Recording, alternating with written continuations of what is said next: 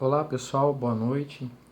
Hoje eu queria tratar com vocês dentro de um sistema processual, analisar um microsistema, analisar especificamente uma parte do inquérito policial. Convido você, delegado de polícia que está assistindo esse vídeo, a compartilhar desse nosso pensamento jurídico. Vamos lá.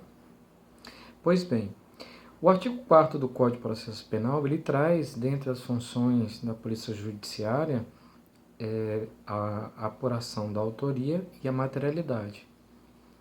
Advindo a Lei 12.830, não podemos mais permitir uma visão reducionista do inquérito policial.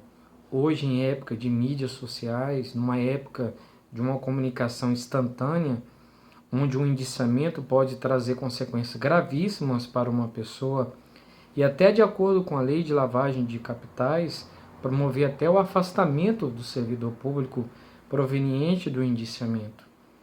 Então, quando o delegado de polícia, através da Lei 12.830, ele apura a autoria, a materialidade e suas circunstâncias, advogamos no intuito de que o princípio da unidirecionalidade do inquérito policial, ele perdeu vez. Não pode mais a autoridade policial juntar nos autos do inquérito o relato dos fatos, no relatório, e remeter à autoridade judiciária, no âmbito federal, remeter ao Ministério Público Federal. Não. Quando a Lei 12.830 fala autoria, materialidade e circunstâncias, advogamos no entendimento que o delegado de polícia ele pode aferir a questão de eventuais excludentes de licitude, de culpabilidade, aplicar de uma forma técnico-jurídica e devidamente fundamentada a questão do princípio da insignificância, dentre outras fundamentações e teorias que venham afastar a infração penal, como o princípio da adequação social, por exemplo. Então, essa visão reducionista da autoria e materialidade para convencimento do domitus litis não se deve mais aplicar hoje em dia. Numa época de informação instantânea, o indiciamento ele se tornou algo extremamente gravoso e requer uma fundamentação. Não se pode mais falar um ato vinculado e um ato da autoridade policial desprovido de fundamentação, mas pelo contrário. Então, você aí, delegado de polícia que está nos assistindo, quando a Lei 12.830 fala em carreira jurídica, quando fala, por exemplo, da questão do indiciamento, que é um ato técnico-jurídico fundamentado, que analisará a autoria, a materialidade e suas circunstâncias, há sim possibilidade de aferir eventuais excludentes de licitude, de culpabilidade ou outra incidência normativa que afasta a incidência criminal.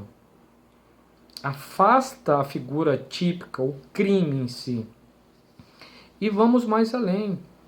Defendemos que, ao contrário do que advoga a doutrina, parte da doutrina que fala que o delegado pode, a contrário senso do artigo 304, parágrafo 1º do CPP, afastar o flagrante delito, entendemos que ele pode sim, com base no artigo 3º do CPP, do Código de Processo Penal, se socorrer do artigo 247 do Código de Processo Penal Militar, no parágrafo 2º, quando fala do relaxamento da prisão em flagrante pela autoridade policial militar.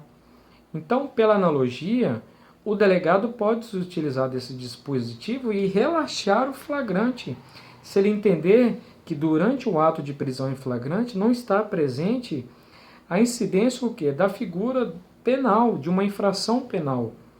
Então essa é a dica de hoje. Nós tratamos de parte do inquérito policial, que é um ato, é uma situação complexa, é uma situação que não devemos mais tratar de uma situação reducionista, de mera peça informativa que visa por autoria e materialidade para formar o convencimento de um órgão de acusação. Não. Ele serve para investigar a autoria, a materialidade, as circunstâncias, como advoga o professor Auri Lopes Júnior, como meio de pacificação social, como meio de evitar que um inocente seja submetido a um processo penal. Sim, o delegado, no ato de investigação, durante a investigação criminal, preliminar, cautelar, ele não serve somente à acusação, somente à defesa. Ele serve como uma forma de um ato de pacificar a sociedade de forma imparcial. Então essa é a dica de hoje. Um grande abraço a todos e um ótimo final de semana que se aproxima. Até a próxima.